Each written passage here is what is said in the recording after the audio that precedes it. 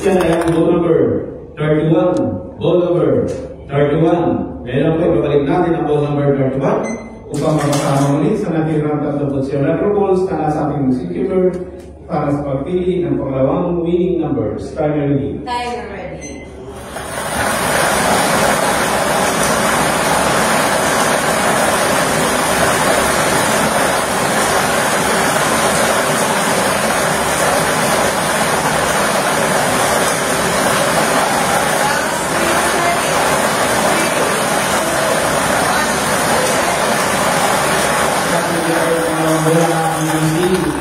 Ball number 9. Ball number 9. Ulitin ko lang ako ating small town of Philippine competition para sa pagkaling ng ball number 31 and 9. 31, 9.